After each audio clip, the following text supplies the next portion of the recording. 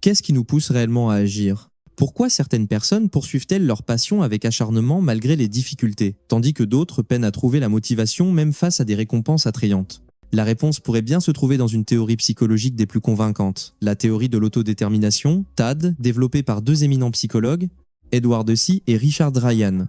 Née dans les années 1980, la TAD n'a pas seulement ouvert une nouvelle perspective pour comprendre la nature de la motivation humaine, mais elle a également offert des applications précieuses dans notre vie. Sa caractéristique la plus unique et fondamentale est l'affirmation qu'au plus profond de chacun de nous existent trois besoins psychologiques essentiels qui, une fois satisfaits, éveillent une puissante motivation intrinsèque. Ce sont l'autonomie, la compétence et l'appartenance sociale. Explorons ensemble ces trois piliers. D'abord, le besoin d'autonomie, ce désir de sentir que nous sommes maîtres de nos actions et de nos choix. Lorsque nous sommes libres de décider, d'agir selon notre volonté plutôt que sous la contrainte ou le contrôle, ce sentiment d'autonomie se renforce. Par exemple, un employé qui peut choisir avec flexibilité comment accomplir son travail, au lieu d'être micromanagé à chaque étape, se sentira plus motivé et responsable. Ensuite vient le besoin de compétence. C'est l'aspiration à se sentir capable, à maîtriser des compétences, à atteindre des objectifs et à surmonter des défis. Ce sentiment est nourri lorsque nous recevons des retours positifs, constatons nos propres progrès et croyons en notre capacité à avoir un impact. Un élève qui résout un problème de mathématiques difficile ou un artiste qui achève une œuvre qui lui tient à cœur sont des exemples de satisfaction de ce besoin de compétence. Enfin, et ce n'est pas le moins important, le besoin d'appartenance sociale ou de relations sociales. L'être humain est un être social. Nous avons un besoin fondamental de nous connecter, d'appartenir à une communauté, de nous sentir aimés, soutenus et acceptés par notre entourage. Des relations significatives avec la famille, les amis, les collègues sont le terreau fertile où ce besoin s'épanouit, apportant un sentiment de sécurité et de compréhension. Alors comment ces trois besoins interagissent-ils pour créer la motivation?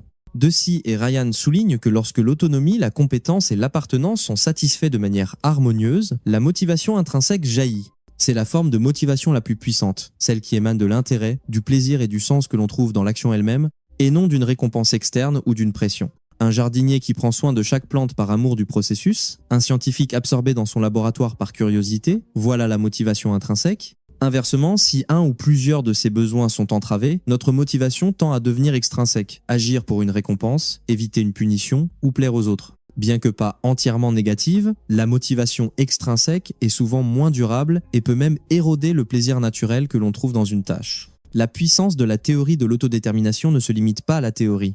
Elle a été largement appliquée avec des résultats remarquables dans de nombreux domaines.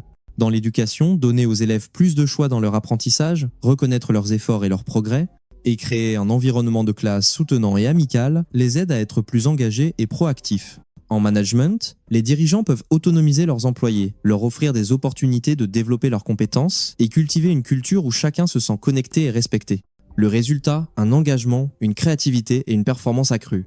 Et même dans le développement personnel, se fixer des objectifs significatifs, apprendre constamment pour améliorer ses propres capacités et cultiver des relations de qualité, c'est répondre à ces trois besoins fondamentaux pour une vie plus pleine et heureuse.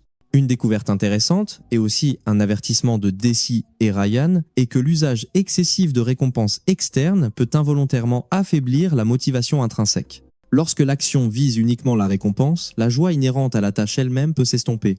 Cela nous rappelle d'être subtil dans notre manière de reconnaître et d'encourager, en nous concentrant sur le développement et le sens plutôt que sur le simple contrôle par des moyens matériels. En résumé, la théorie de l'autodétermination d'Edward Deci et Richard Ryan offre un prisme précieux pour comprendre la motivation humaine. En reconnaissant et en nourrissant ces trois besoins psychologiques fondamentaux, autonomie, compétence et appartenance, nous pouvons libérer une puissante énergie intérieure, non seulement pour nous-mêmes, mais aussi pour ceux qui nous entourent. Après avoir entendu ces réflexions, comment percevez-vous la satisfaction de vos propres besoins psychologiques dans votre travail et votre vie? Prenez un moment pour observer et essayer d'appliquer les principes de la théorie de l'autodétermination. Qui sait, vous pourriez découvrir des changements positifs inattendus, ravivant la flamme de la passion et l'épanouissement qui viennent de l'intérieur.